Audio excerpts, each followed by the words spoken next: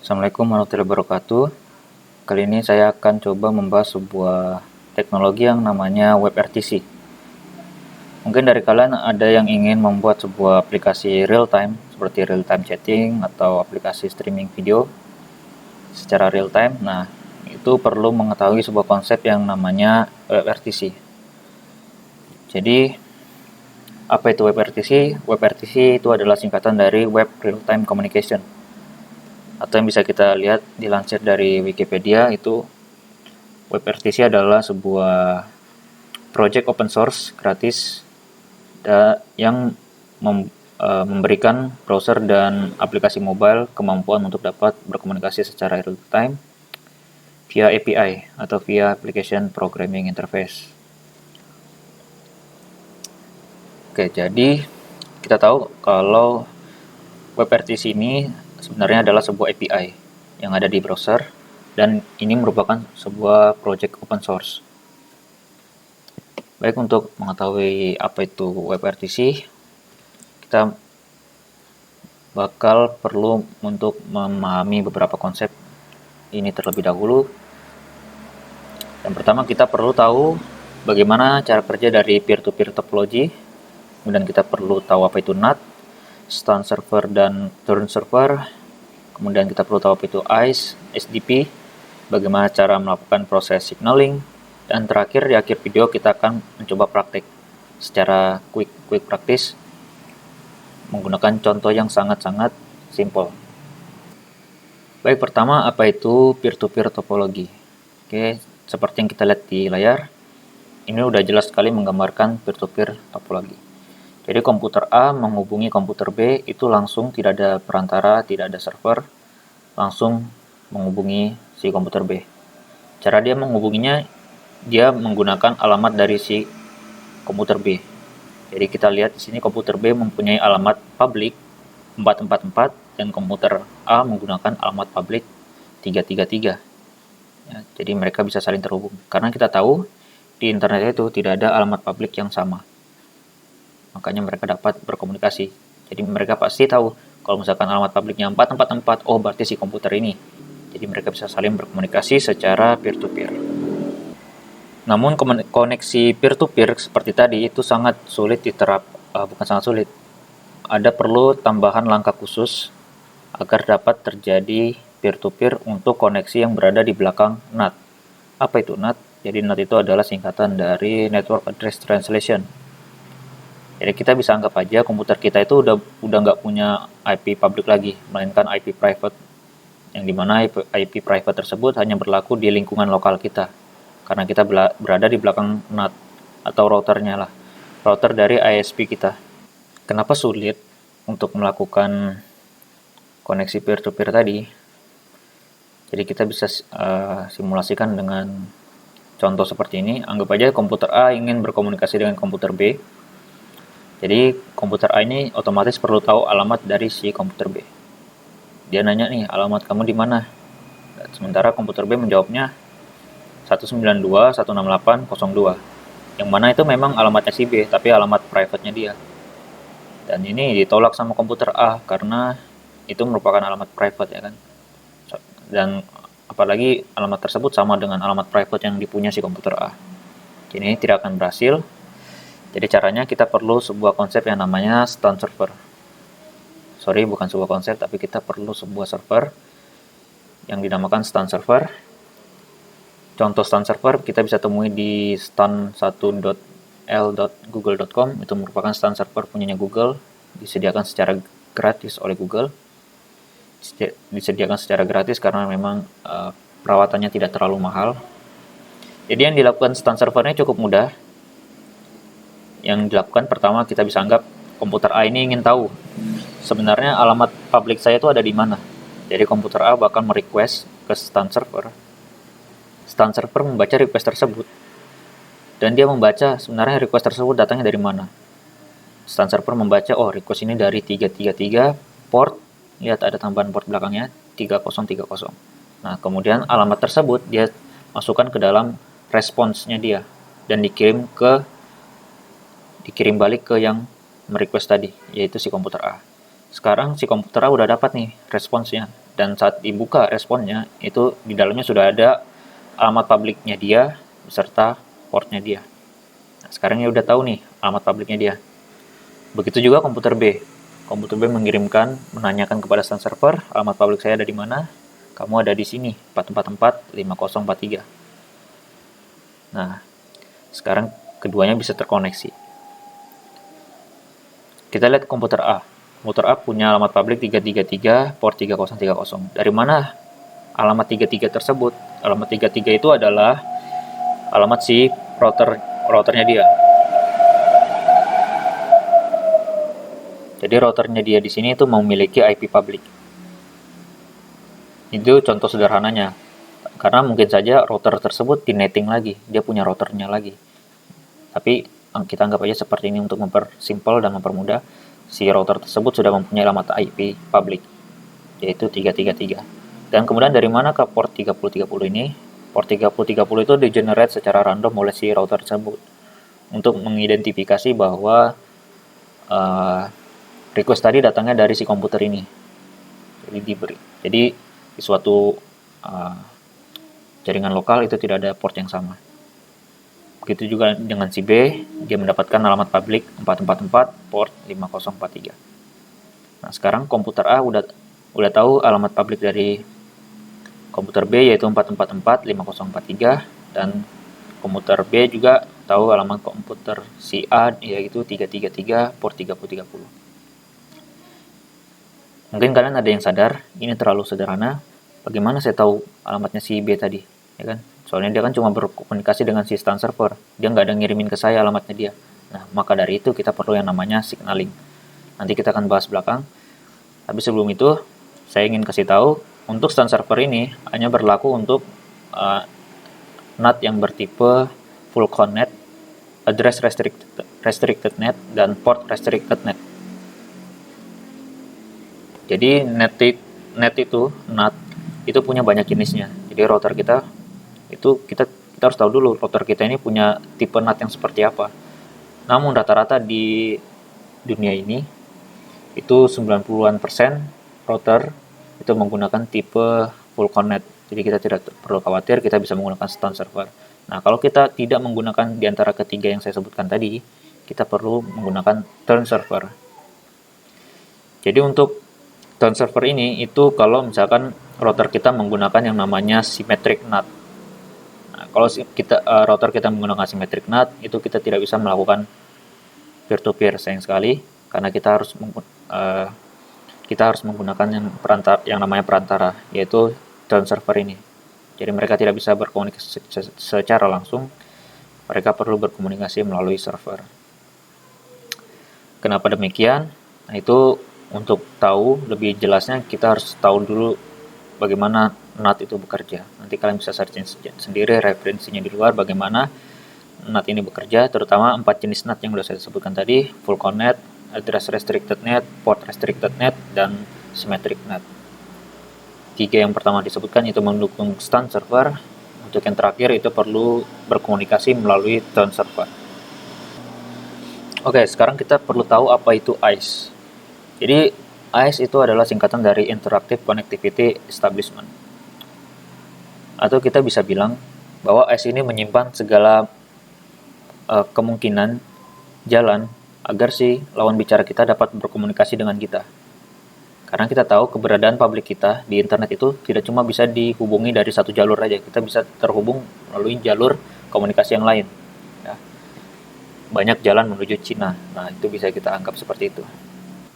Selanjutnya kita perlu yang namanya SDP atau Session Description Protocol. SDP ini sebenarnya kita bisa lihat seperti ini, dia itu menyimpan ICE candidate, media codec, dan informasi-informasi lainnya.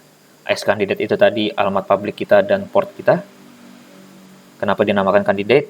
Karena ICE ini sebenarnya bakal di-generate banyak, ya kan? Karena banyak jalan menuju komputer kita. Nah, tapi akan dipilih salah satu yang terbaik. Makanya dinamakan ICE candidate. Kemudian media codec ini adalah kemampuan komputer kita untuk memproduksi video.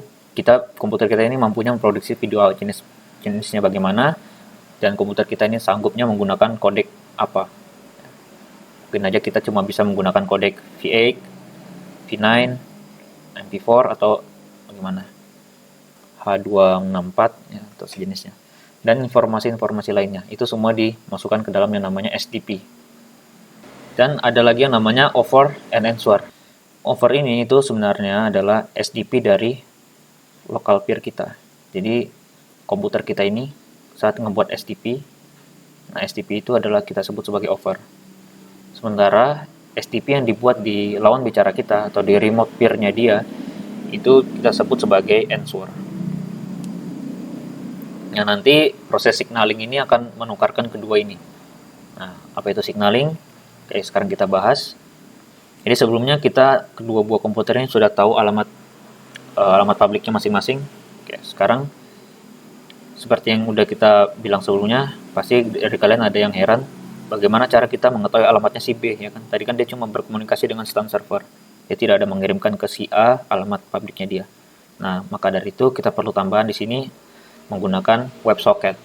Sebenarnya signaling ini tidak harus menggunakan WebSocket. Pokoknya apapun cara, asalkan si komputer A bisa dapat alamatnya si B, itu aja. Nah, yang dikirim itu sebenarnya bukan alamat saja, yaitu tadi yang dikirim, yaitu SDP. SDP itu yang harus dikirim ke komputer target. Jadi kita bisa lihat begini, kita simulasikan aja di komputer A. Setelah dia tahu alamat IP-nya dia, alamat publiknya dia bakal ngebuat sebuah yang namanya over. Kemudian over tersebut dia set sebagai local description dia atau local SDP-nya dia. Atau itu merupakan ya, yang tadi ya, data-data lokal dia, S-nya dia apa, media codec yang dia bisa gunakan apa, dan informasi-informasi lainnya itu dimasukkan ke dalam SDP, dan SDP tersebut merupakan local description-nya dia. Kemudian over tadi yang udah dia buat tersebut harus dikirim ke komputer target, komputer remote peer. Nah, bagaimana cara dia mengirimnya? Dia menggunakan server, dia mengirim ini ke server. Nah, server ini dia udah menerapkan yang namanya WebSocket ya. Nah, setelah dia kirim ke server, si komputer B tadi mengambil informasi tersebut atau SDP tadi, atau over tadi diambil, kemudian dia set sebagai remote SDP di komputernya dia. Remote session description di komputernya dia. Setelah dia set sebagai remote SDP, sekarang tugas dia adalah menjawab over tadi, menjawab penawaran tadi. Dia membuat answer tadi kita tahu sebenarnya adalah SDP juga, dan SDP tersebut atau answer tadi dia set sebagai local session description-nya punya si dia. Beda ya, tadi remote description itu punyanya si komputer A, sementara local description itu punyanya dia sendiri, yang mana itu diset dari answer-nya dia. Remote-nya diset dari over-nya si lawan. Sekarang dia tinggal mengirimkan answer ini. Ingat, answer ini sebenarnya juga merupakan SDP, sama dengan over tadi. Sekarang dia kirim melalui server, ditangkap oleh komputer A. Sekarang komputer A akan mengeset answer ini sebagai remote session description punyanya si komputer A. Nah, sekarang kedua buah komputer ini dia punya remote description dan punya local description masing-masing. Nah, sehingga mereka berdua udah tahu nih alamatnya masing-masing. Jadi sebuah koneksi peer-to-peer dapat terkoneksi. Jadi udah nggak perlu lagi melalui server. Jadi tujuan dari signaling yaitu tadi, sebenarnya intinya untuk mendapatkan local session description dan remote session description. Dan keduanya ini harus ada di dua-dua komputer ini. Oke, sekarang yang penting kita tahu, yang perlu kita ketahui bahwa WebRTC ini hanya berjalan pada protokol HTTPS. Dia tidak bisa digunakan di HTTP. Dan ini karena alasan privasi. Jadi wajib menggunakan HTTPS. Tapi sebuah pengecualian untuk localhost. Jadi kita tahu localhost itu merupakan HTTP ya kan. Nah, itu diperbolehkan karena untuk cuma dijalankan di komputer kita sendiri. Jadi itu tidak apa-apa menggunakan HTTP. Oke, sudah cukup kita materinya, kita bakal langsung saja prakteknya. Oh ya, sebelum itu saya ingin kasih tahu, sebenarnya ada juga orang yang membuat konten ini. dan itu pembahasannya cukup bagus. Saya juga belajar dari beliau. Nanti link ke videonya akan saya simpan di pojok kanan atas sebagai card. Dan itu beliau menjelaskannya lengkap banget sampai di proses nut-nutnya, jenis-jenis nutnya itu dijelaskan semua. Tapi dia menjelaskannya menggunakan bahasa Inggris. Nah, saya mencoba menjelaskannya dalam versi bahasa Indonesia di sini. Oke, untuk melakukan prakteknya, saya bakal membuat dua buah browser itu berkomunikasi secara real time. Di sini saya menggunakan Microsoft Edge dan browser satunya saya gunakan contohnya Google Chrome. Sebenarnya browsernya sama pun tidak masalah, yang tinggal buka tab baru pun tidak apa-apa. Cuma agar lebih yakin kita pakai dua browser berbeda lah, biar benar-benar kelihatan kayak berbeda. Oke, sini saya udah punya Google Chrome, saya buka di sebelah sini, dan untuk di sebelahnya saya pakai Microsoft Edge. Microsoft Edge saya buka tab baru juga. Oke, di Google Chrome ini, di Microsoft Edge saya buka Developer DevTool. Oke, saya perbesar di sini.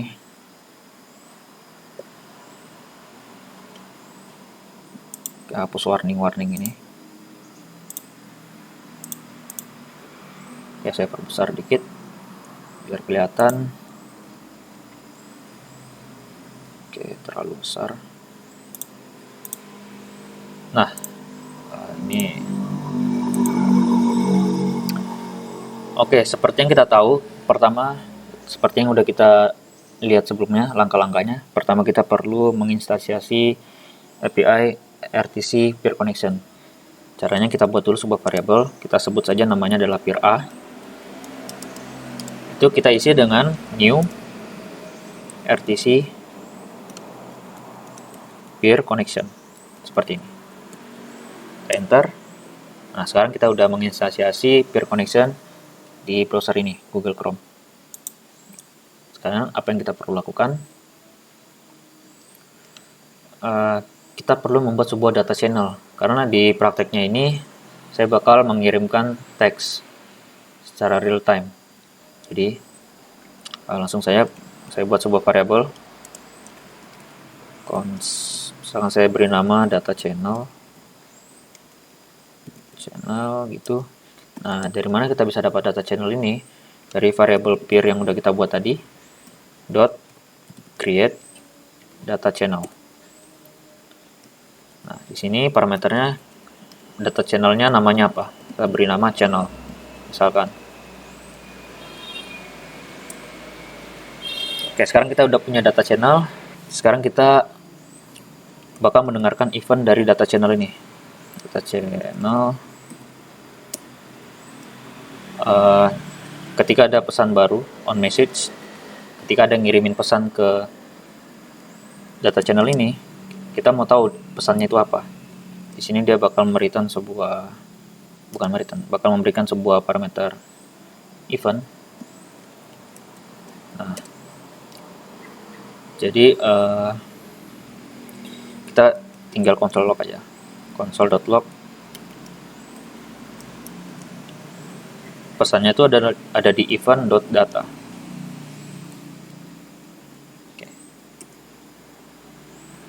Oke, jadi ketika ada pesan baru, tampilkan pesannya itu apa. Atau saya buat seperti ini aja lah. Console.log pesan baru. Itu koma di sini, .data. Enter. Nah. Sekarang kita akan buat sebuah event listener lagi di data channel, yaitu onOpen. onOpen ini ke-trigger ketika peer connection itu sudah berhasil terkoneksi. Jadi di sini kita bisa berikan sebuah function. Kita console aja, console.log. Kita kasih tahu peer connected. Kita anggap ya pesannya seperti itu. Jadi kita bisa tahu, oh, peer ini udah terkoneksi. Nah, Ingat apa yang perlu kita lakukan? Kita perlu membuat offer yang akan kita kirim ke lawan bicara kita. Tapi saya ingin kasih lihat kalau sebenarnya ICE itu seperti yang sudah saya jelasin sebelumnya, ICE itu bisa ada banyak karena tidak cuma satu jalur aja yang dapat menghubungi kita dapat terhubung dari banyak jalur. Jadi saya akan coba ngeprint atau menampilkan semua ICE yang saya dapat. Caranya peer, yang variabel peer yang udah kita buat, kita bisa menaruh sebuah, ntar ini agar lebih enak saya enter aja, mendengarkan sebuah event yang namanya on ICE candidate. Event ini bakal ke-trigger ketika ada ICE candidate baru yang masuk. Oke, jadi kita tinggal konsol aja. Apa yang kita mau konsol? Kita bakal konsol local description kita. Dan nanti local description itu bakal kita kirim ke lawan kita. Karena di sini saya tidak menggunakan WebSocket, ini murni menggunakan hanya 2 browser. Karena sebenarnya WebRTC itu tidak menyediakan proses signalingnya. Itu proses signalingnya harus kita pikirkan sendiri menggunakan apa. Nah, di sini kita tampilkan peer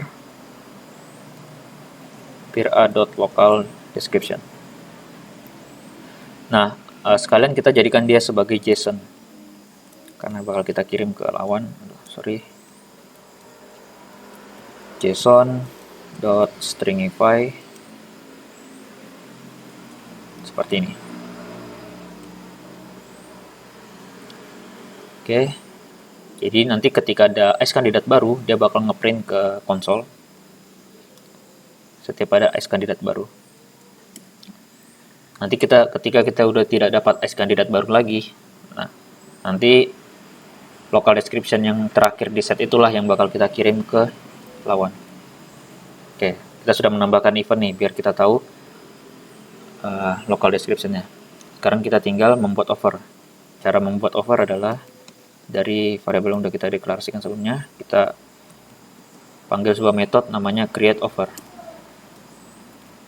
Create offer ini sebuah promise sinkronus. Kita panggil metode then, dia mengembalikan sebuah offer. Nah, offer ini kita set sebagai local description. Ingat sebelumnya di slide, offer tersebut di set sebagai local description. Jadi peer a.set local description dengan offer.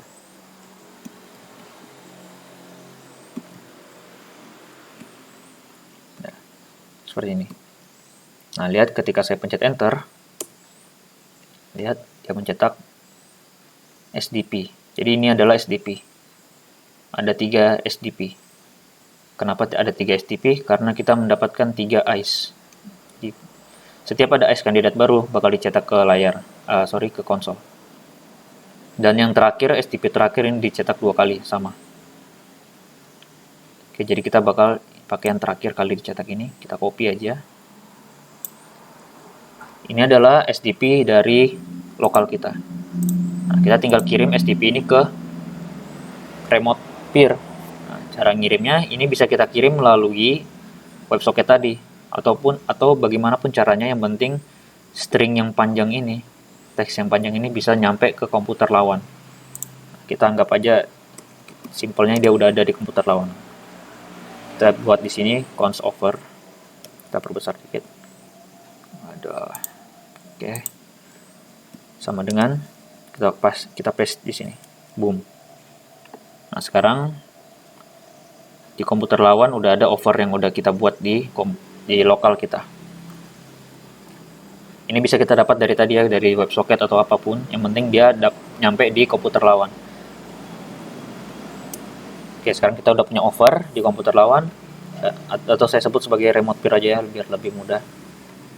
Nah, di komputer peer ini, di remote peer ini, kita juga perlu menginstansiasi sebuah objek RTC peer connection tadi.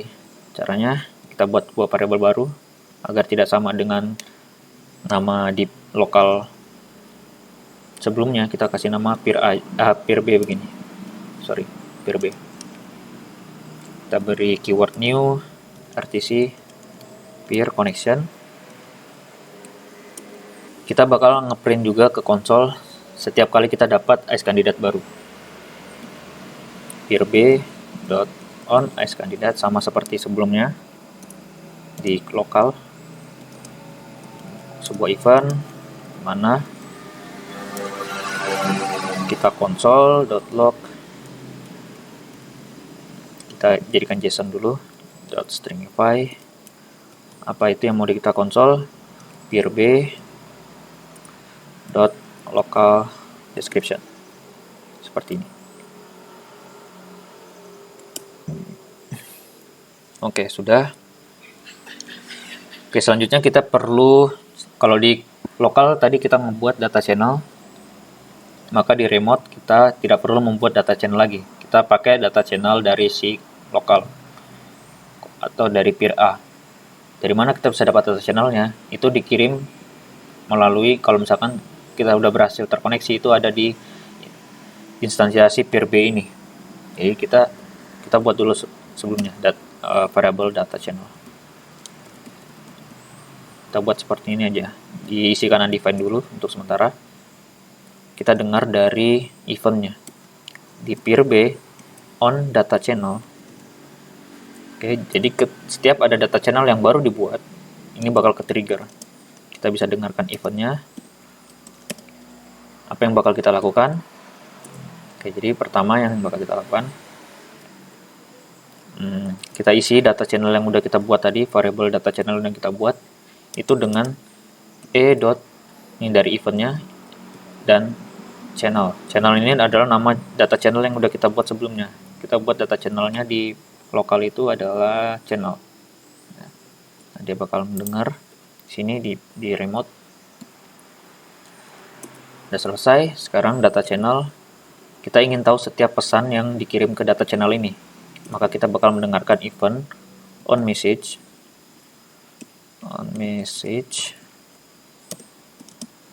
menerima parameter event, kita console.log apa ya pesannya, pesan baru, gini aja. Oke, koma di sini dari data sama seperti di lokal. Selanjutnya kita mendengarkan event data channel on open. Oke, biar kita tahu ketika koneksi peer udah terjadi.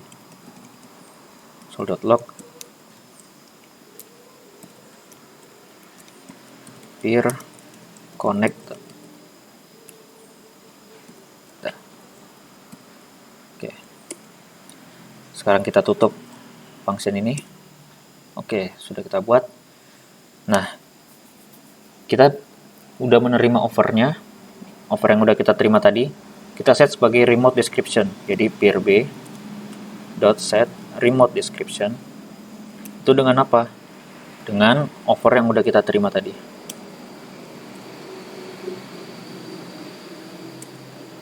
Oke. Setelah kita set sebagai remote description, kita tinggal ngebuat answer, karena setelah kita menerima offer kita harus membalasnya. Jadi peer B .create answer.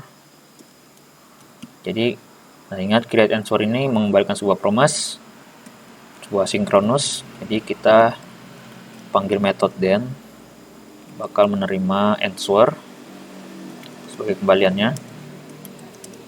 Kita akan apakan answer ini? Kita bakal set sebagai local description, karena ini merupakan informasi lokal kita untuk si peer B ya. Set local description dengan apa? Dengan answer gitu. Oke, ini kurungnya berapa kalinya? Oke. Nah, setelah saya enter ini, apa yang akan terjadi? Oke, dia bakal mencetak seperti yang di lokal sebelumnya ya. seperti yang di lokal sini sebelumnya. Di sini juga dia mencetak ice candidate. Tapi di sini STP-nya cuma dicetak 2 kali. Ya berarti karena ice candidate yang didapat cuma 2. Oke, sekarang kita tinggal copy ini. Dan kita kirim answer ini ke lawan bicara kita, si peer A. Nah, di sini peer A, kita kembali ke peer A. Peer A menyimpan answer tadi ke dalam sebuah variabel, kita sebut saja namanya answer. Isinya adalah STP-nya si peer B tadi. Kita paste di sini. Kita enter. Oke, sekarang kita udah dapat answer-nya nih di peer A. Apa yang akan dilakukan si peer A? Sekarang tinggal peer A.set local description, remote description, karena ini datangnya dari lawan bicaranya, dengan answer seperti itu. Lihat apa yang terjadi setelah saya pencet enter. Lihat, kedua-duanya langsung bilang peer connected. Oke, kedua-duanya udah langsung terkoneksi.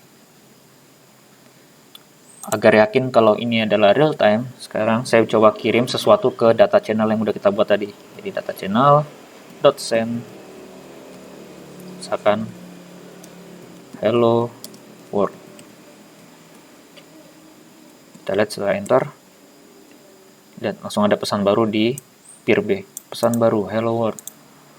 Ya, kita di peer B juga kita bisa kirim pesan. Jadi data channel yang udah kita buat tadi .send halo bro, dan langsung diterima oleh si peer A secara cepat, secara real time.